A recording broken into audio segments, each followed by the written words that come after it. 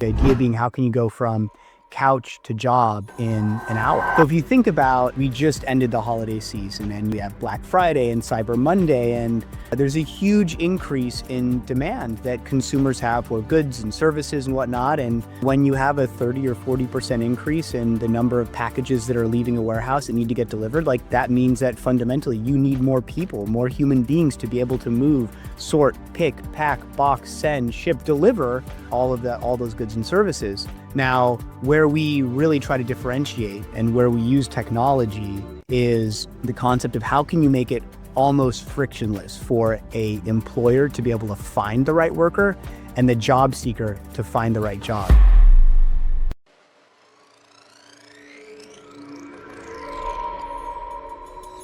We're going through something absolutely historic.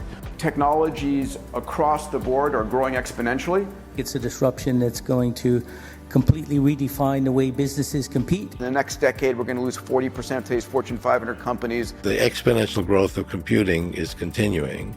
AI is nowhere near its full potential. Whether you like it or not, that the future cannot be stopped by anyone. Welcome back to the Future Tech and Foresight podcast. I'm your AI host, Mark Verbenkoff's deepfake avatar, and this is episode number 225. Hiring has long been one of the most time-consuming and inefficient processes in business. From submitting resumes to scheduling interviews, job seekers often face complex application systems while employers struggle to quickly identify the right candidates. Yet as technology evolves, new platforms are emerging to remove friction from the hiring process and make workforce management more dynamic.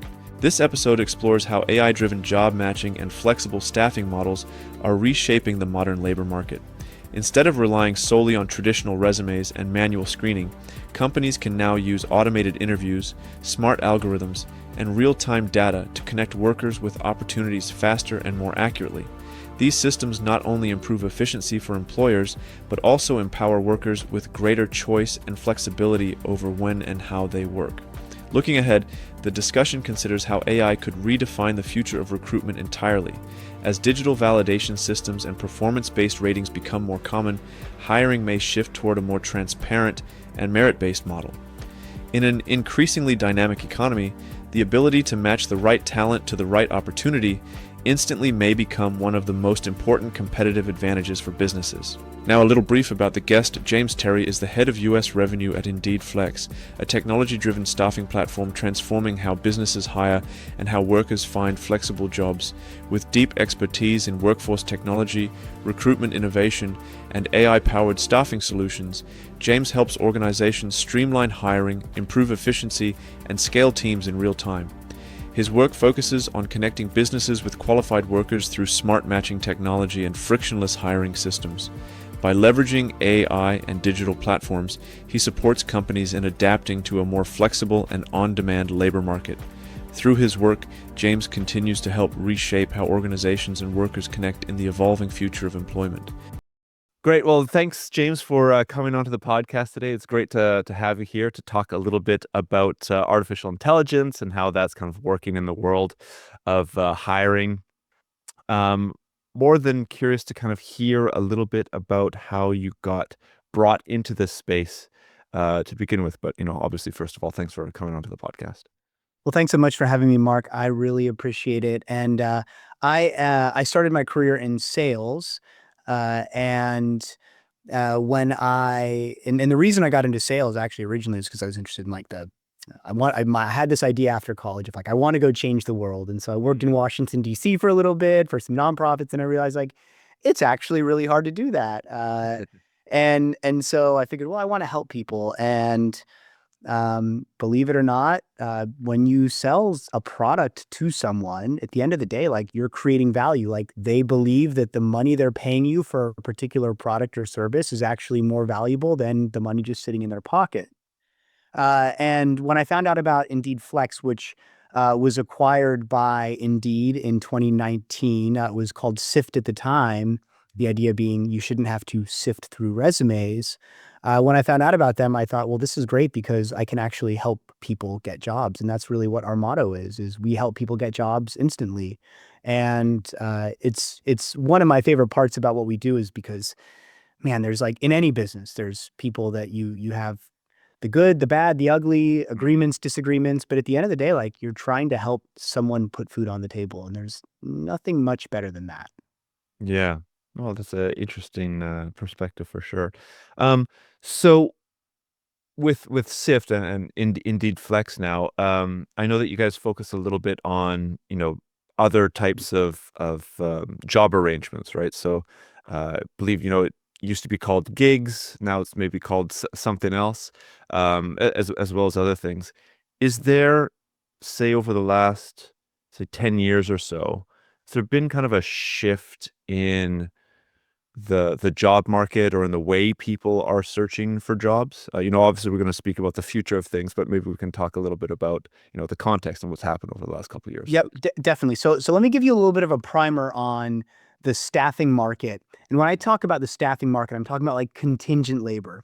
So if you think about, we just ended the holiday season, and we have Black Friday and Cyber Monday, and there's a huge increase in demand that consumers have for goods and services and whatnot. And when you have a 30 or 40% increase in the number of packages that are leaving a warehouse that need to get delivered, like, that means that fundamentally you need more people, more human beings to be able to move, sort, pick, pack, box, send, ship, deliver all of that, all those goods and services. And so a lot of the times companies will need to increase their labor. Well, the way they do that a lot of the times is through temporary staffing or contingent labor. I could either hire 20 different recruiters to go and, recruit a bunch of people just for a short period of time, or I could go to a staffing company. Fundamentally, that's what Indeed Flex is.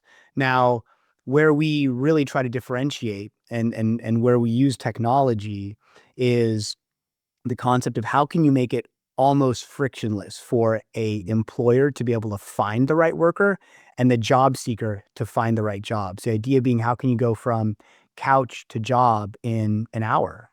And how can the employer be able to quickly access not just someone, but the right someone who's going to have the good skill set, who's in the right location, who wants to work for that pay rate, who's going to be able to be consistent, and essentially provide the type of service that they want. And really where it all comes together for us is control and choice. And so what I mean by that is, traditionally in the staffing market, what happens, Mark, is you have a job seeker walk into a staffing branch and say, I need a job. Yeah. The staffing person, recruiter, sits there and says, okay, well, here's the 10 clients I have. And you know what? This client called me really angry because we didn't do really well with them last week. So I'm going to place you in this one particular job. Hmm. And so you don't have control or choice. And when you don't have control or choice as a job seeker, think about it, like, more likely than not, like, that job might not be the perfect one. Maybe it's across town. Maybe it's not close to the bus stop. Maybe the hours don't work with you. Maybe you have to work on Wednesday, but you know what, Mark? I have to take grandma to the doctor every Wednesday, so I can't do that. And so what we do at Indeed Flex is, aside from using technologies to remove the friction, if you can give people control and choice so they can look and see, where do I want to work, and they can select the type of role or the type of job that they want, all of a sudden, because they're choosing, they're likely going to have a better experience. They're going to be more consistent. If you go to a restaurant and you can't choose what you're going to eat, you're probably not going to like the meal as much as if you can choose from the whole menu of items and options that are out there.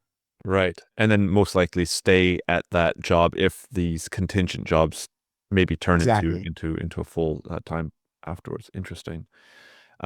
So has I mean, I'm assuming there has been kind of a growth in the amount of need for these contingent positions over the last, say, several years as well, right? Like, has there been a significant increase, or has it only been like 20% or something like that? What's So if you think about this market, there's kind of two parts to it. There's the overall need for temporary or contingent labor, and that's actually, there was a huge spike really during the pandemic, and then a little bit after the pandemic when you had the Great Resignation and everyone is moving around. But it's actually really, I would say, leveled out over the course of the past probably 2 years to 36 months. Mhm. With that being said, though, when you look at what we do, which is using technology, and by the way, like, I've talked about a lot of what we do and how we use technology, but another component aside from obviously the control, the choice, the reduced friction is that when you use technology to be able to allow job seekers to pick up work, all of a sudden you're allowing for more flexibility in their work life. So what I mean by that is rather than you're going to be on a long-term assignment from Monday through Friday, 9 to 5 every single day, they can pick up what you call a shift. I can work at the stadium pouring beers on Saturday or Sunday, and then on Monday I'm going to do a catering gig, and then Tuesday through Friday, I'm going to go and work in the warehouse and pick and pack boxes. And so you're giving people the ability to kind of pick and choose their schedule. And you're seeing a huge increase in that. And a large reason for that is because the population is changing. The people that are your workers are also your consumers. Those people that are demanding to be able to order something on their phone and 2 hours later it's at their house. They want that same type of flexibility in the way that they're working as well. And so they're demanding the ability to be able to choose their schedules, choose their locations, choose their pay rates to a larger extent and not be stuck with the same thing over and over and over again. That's And really you're seeing growth in that area. right.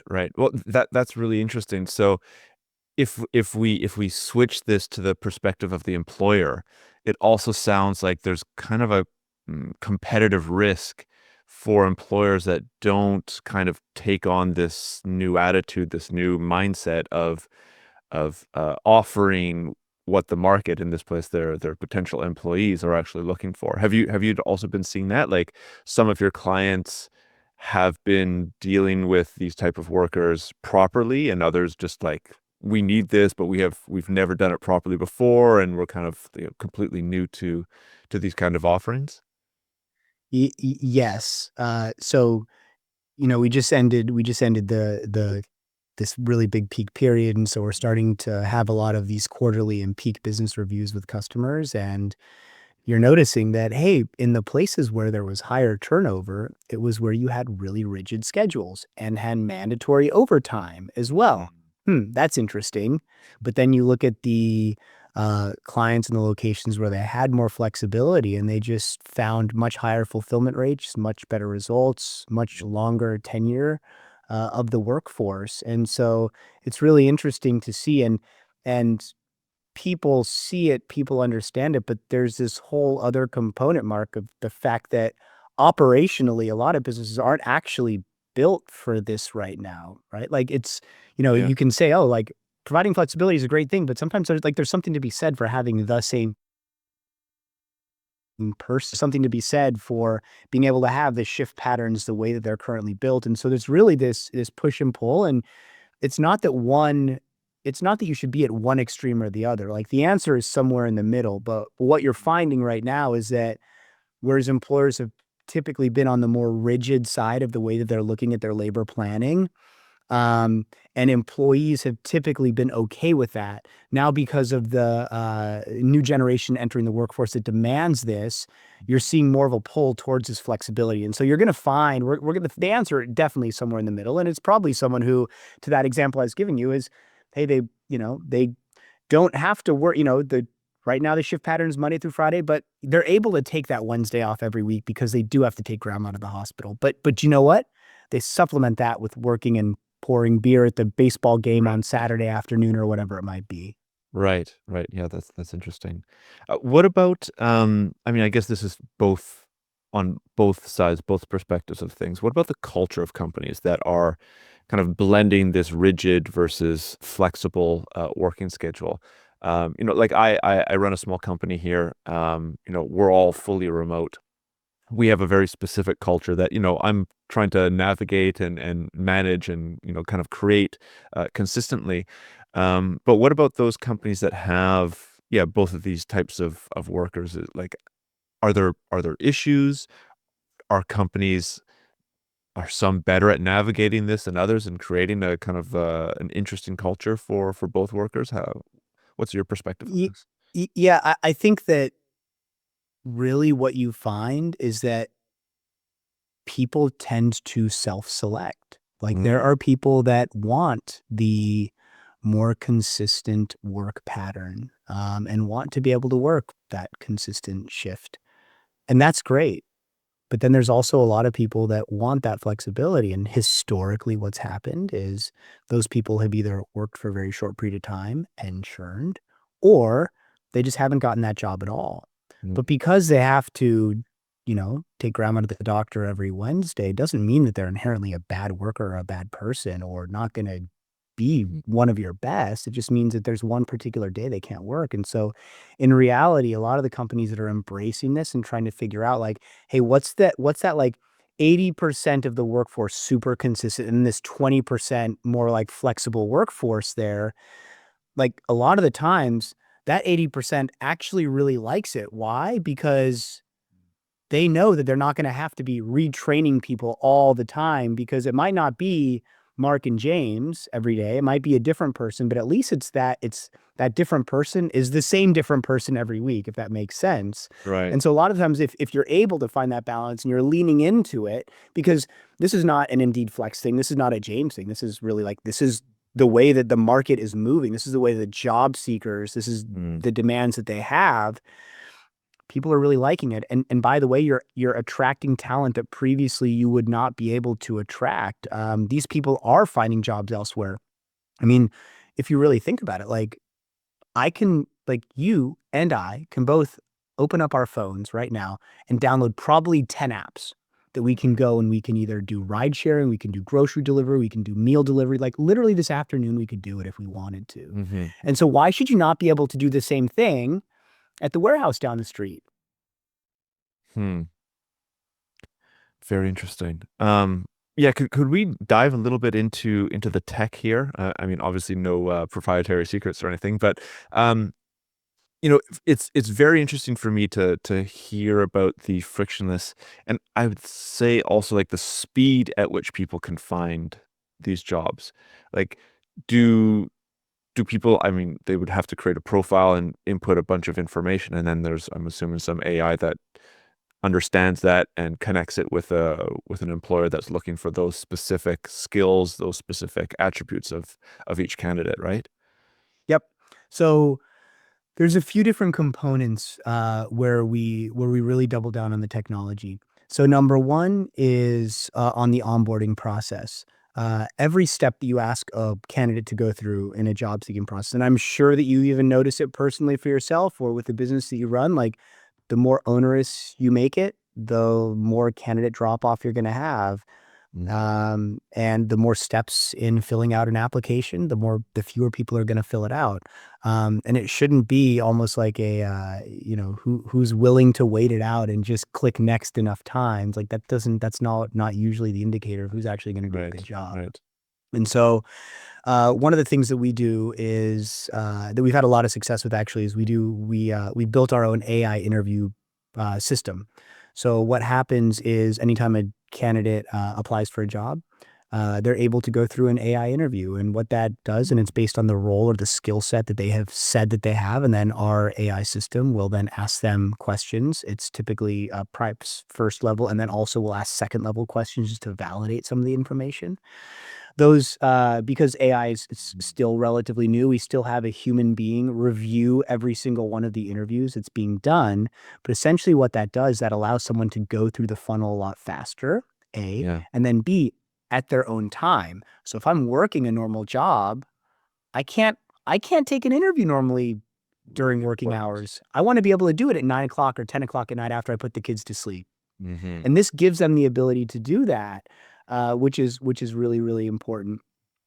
The other component is a matching algorithm that essentially takes the profile of the candidate and matches them with the best jobs that are out there in the marketplace.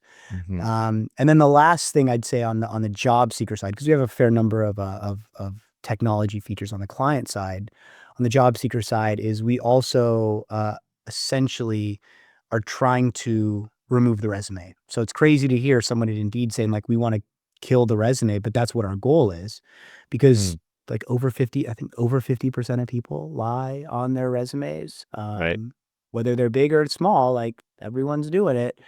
And so what better way than through a technology to be able to validate, like I can go think about it. Like I can open up my phone or I can go onto, an app and figure out like this restaurant is 4.6 stars off X number of reviews. And so I can get like a pretty confident assessment of the quality of a restaurant.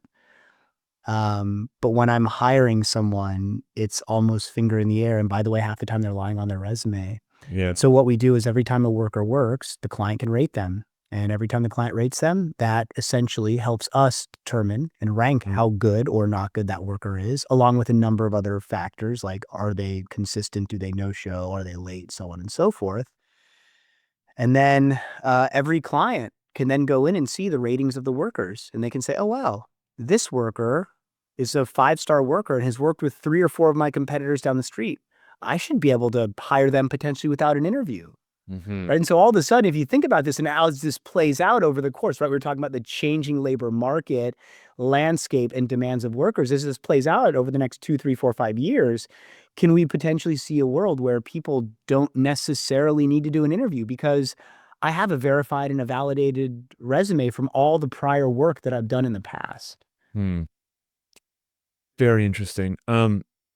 What I'm also putting myself in the mindset of the audience here, and I know that they're thinking, what about those people that get 1 stars consistently? Are they not then going to be? I mean, there's no opportunity for them to lie. Are they then not going to be kind of out of the job market completely? I mean, it's a bit their fault, but what are your thoughts on that? Yeah, it's a very fair question. You have you have second chance employers, right? That will take people that have, that have criminal records, and you'll have the same thing in this type of world as well. But ultimately, people that are inconsistent about showing up for work or doing their job, or for some reason have performance issues, yeah, they're probably not going to have as many opportunities. And it's hard to say and kind of to hear, but at the end of the day, employers want the best work. And quite frankly, we want to give the best work to the best workers as well. And so you have a bit of a meritocracy that happens. And by the way, it also happens on the other side where the workers can rate the employers. Right. Very interesting. And so they know where they want to work and they can understand if it's a good employer or not. And we share that obviously with the employer of hey, here's what rating you have.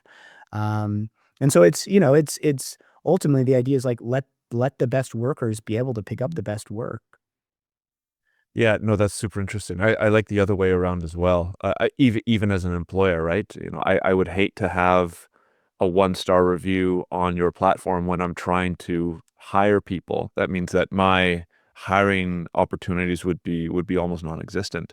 But I guess you don't just get a 1-star review or a 5-star review, immediately. It would have to happen over time, and hopefully you have that kind of internal dialogue with your team, or if you're an individual, you kind of have an internal dialogue with yourself about, okay, maybe it's time to change some things in order to not get those stars. You know what? I've heard a couple of times that chefs, when they look, they say the worst thing you can do is look on Google reviews, because you find that if you're anything like me, Mark, I would be scrolling and looking for the 1-star reviews, right? A little bit of a glutton for punishment. Okay, I love all the 5s. That's great. I'm glad that I'm at a 4.7 or whatever, but let me see the bad ones. And those ones, people beat themselves up over it. Sure. And you hate to hear that, that people have that type of pain and issue. And there's for sure examples where people are unfairly rated, right? In the restaurant industry, they give the 1-star rating or whatever it might be. But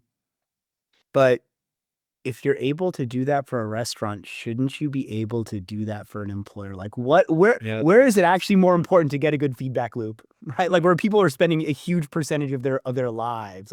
That's where we actually want to know how good or bad an employee or an employer is. Right.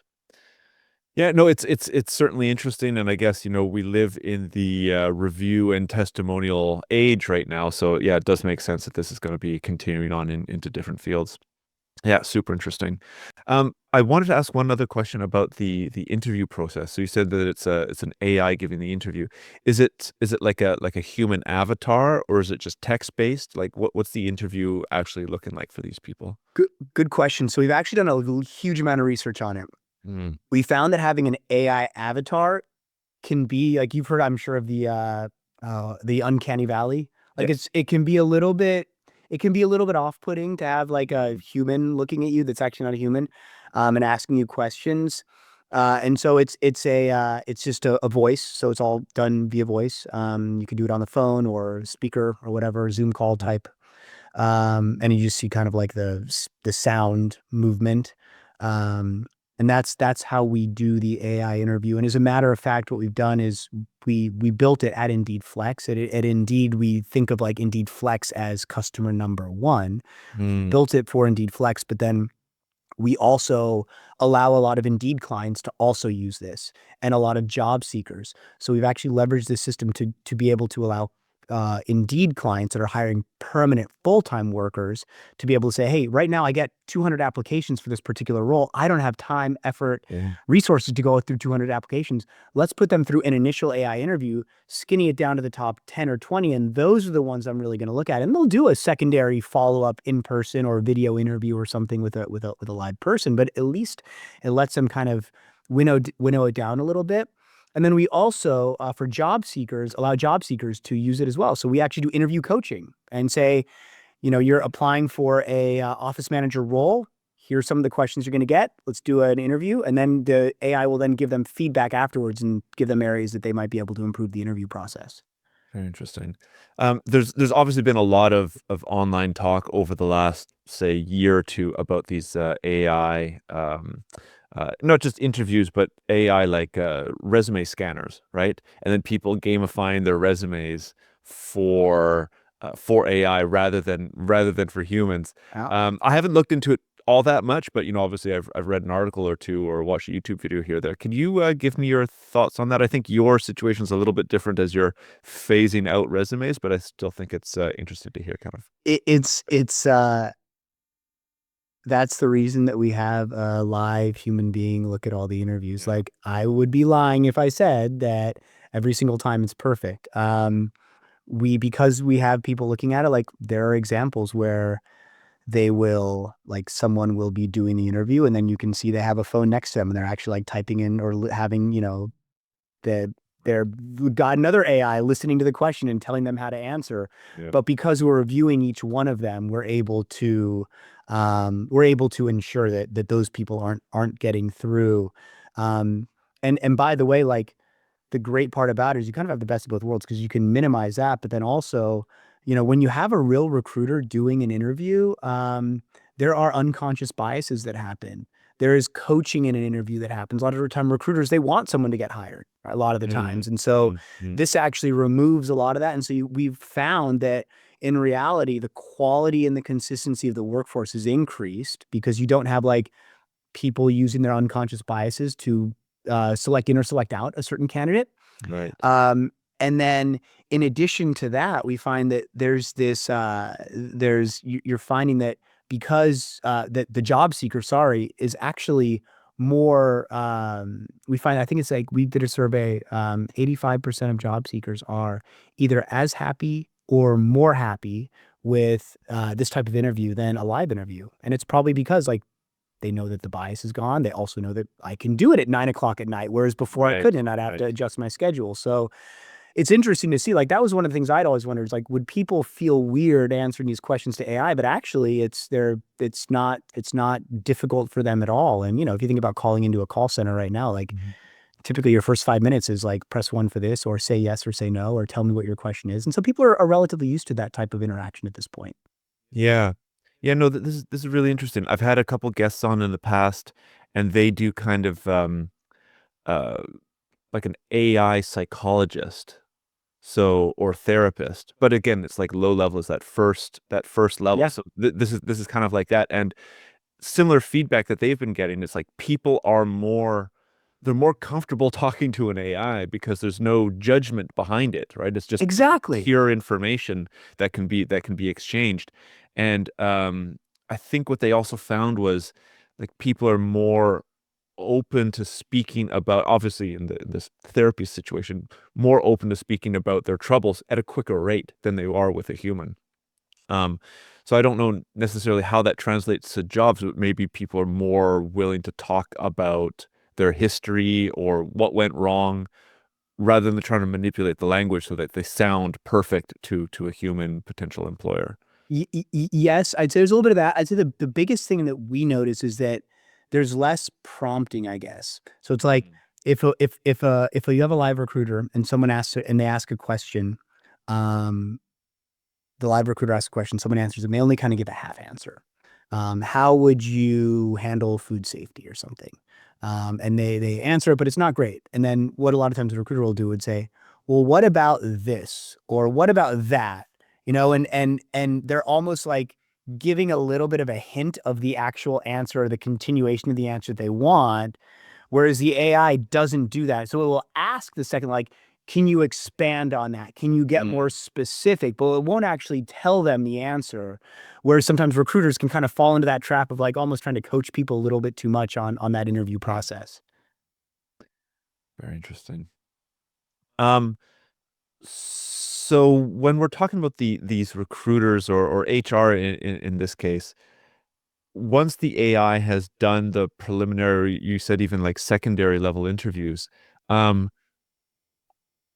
how much more time do HR and recruiters have now when they're interviewing, sorry, HR people, when they're actually interviewing people? Like, I'm assuming that these first and second level interviews weeds out or filters out a lot of the candidates.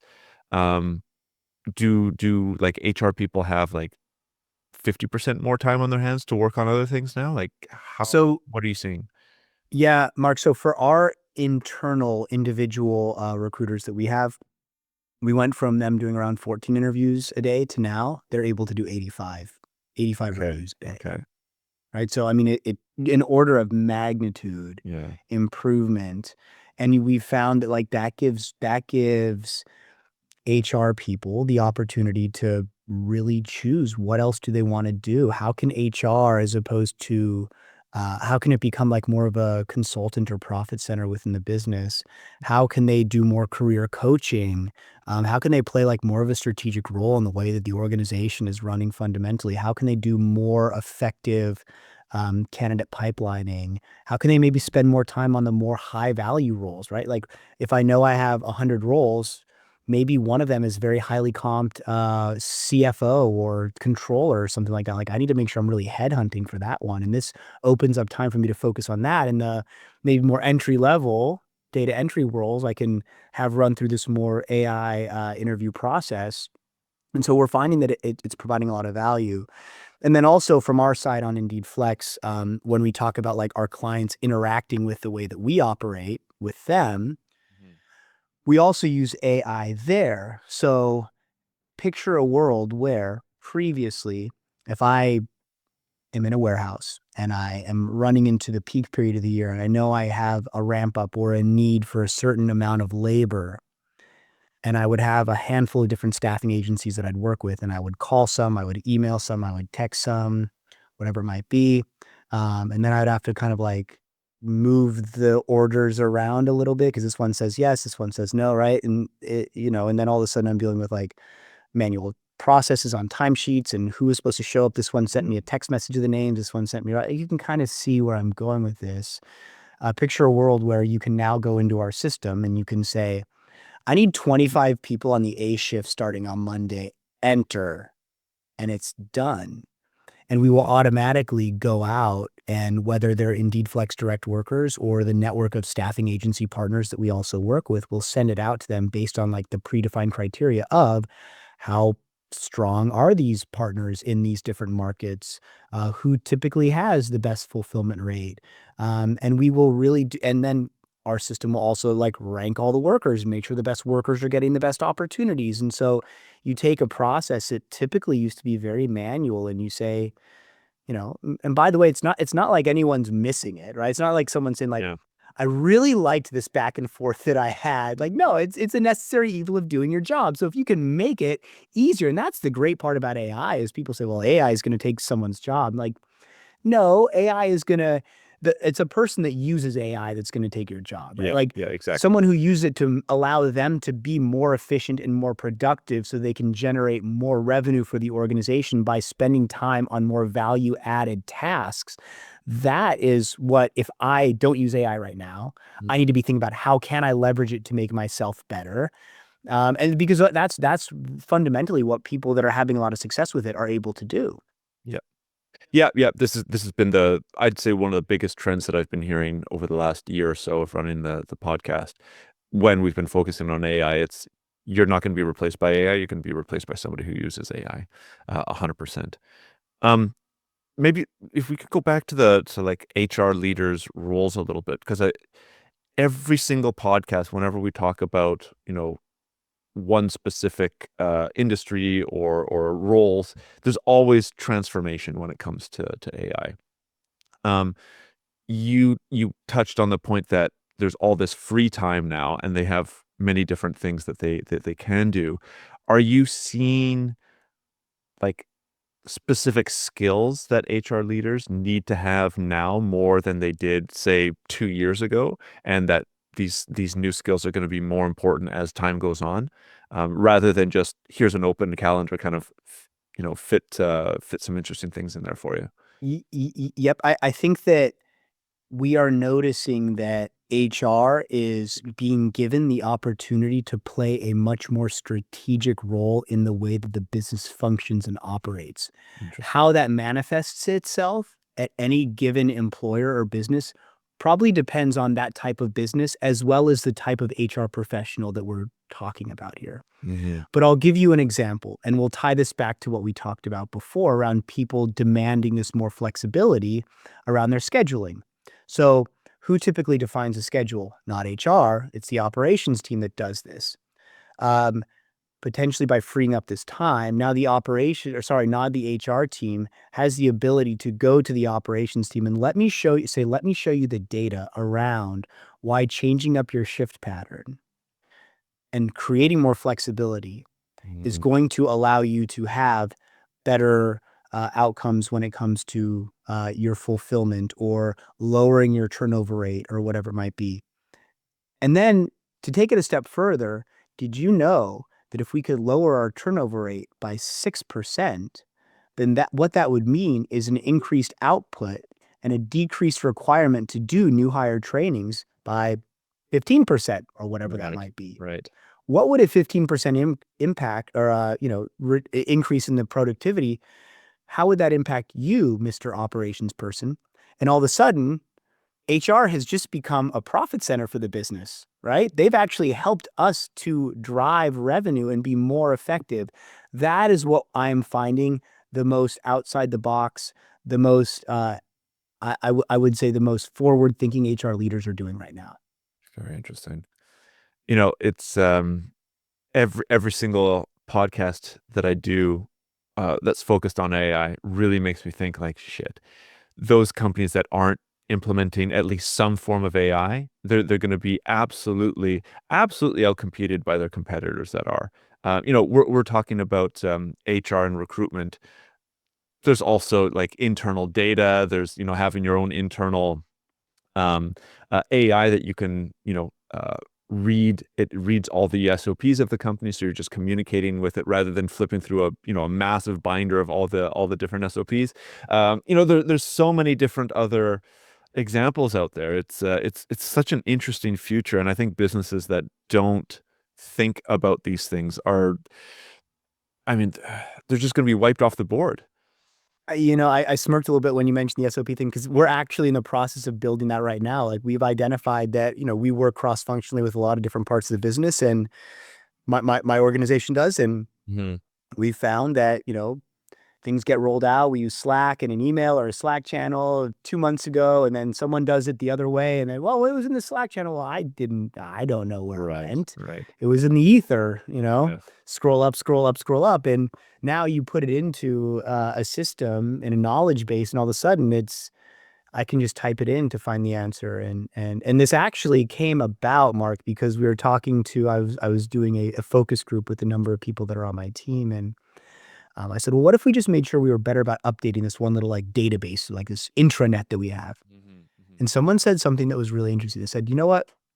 I would still not use it. I said, why? Because it's still easier just to ask someone else. I'm like, bingo, like there it is. Like people they want instant gratification. They want to be able to self-serve. And so in reality, the answer is actually allow them to, that someone else just needs to be AI.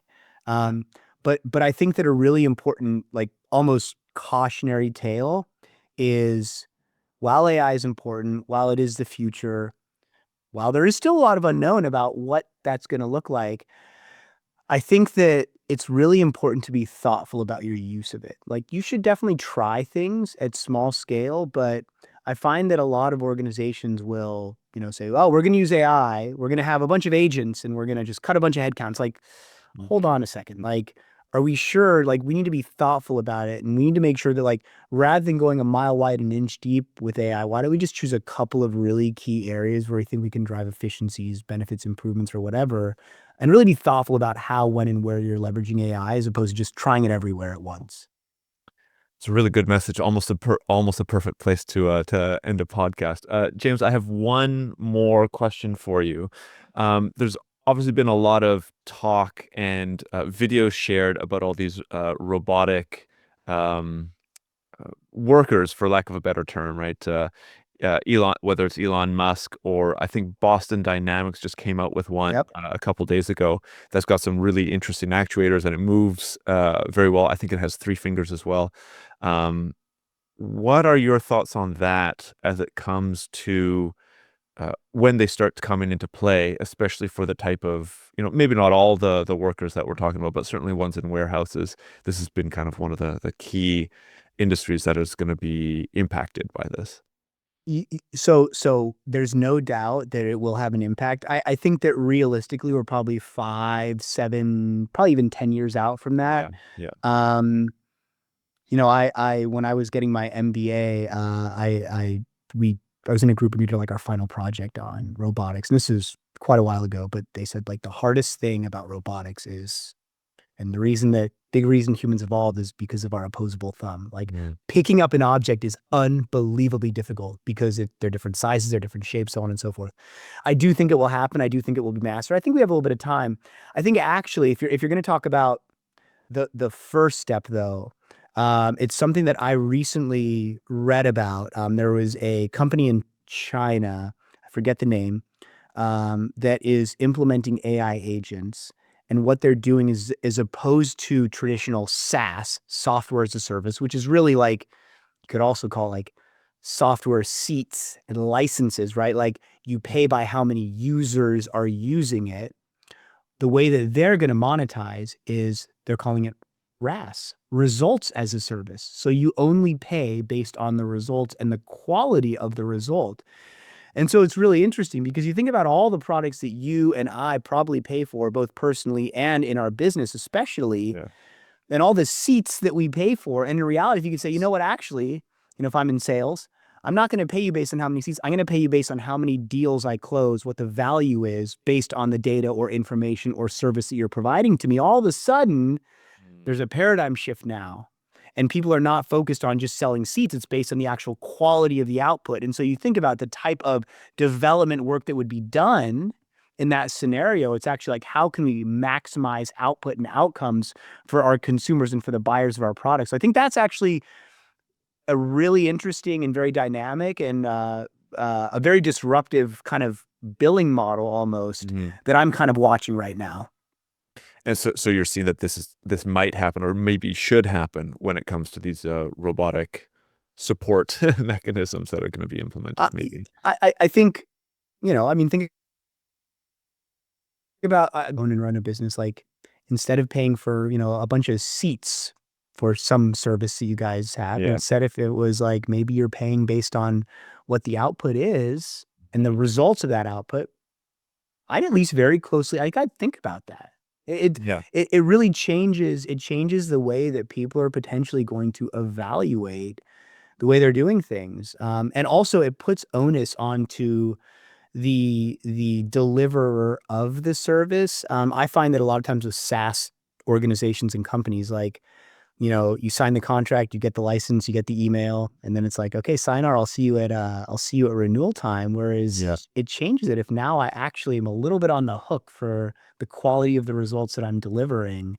I know with the services that I buy right now in the teams that I lead, like, I would love to have more skin in the game from the vendor if I could. Yeah. Yeah. No, interesting thought for sure. James, I see your time's almost up here. Are there any other thing? I mean, we've talked about quite a bit, but are there any other questions or ideas that I didn't ask that you would have liked to have given some insight into? You did a great job, Mark. I think we're all set. Perfect. Well, James, thank you so much for coming onto the podcast. I'll have your LinkedIn and Indeed Flex's website up on the show notes. Are there any other places that you want people to reach out or follow what you're up to?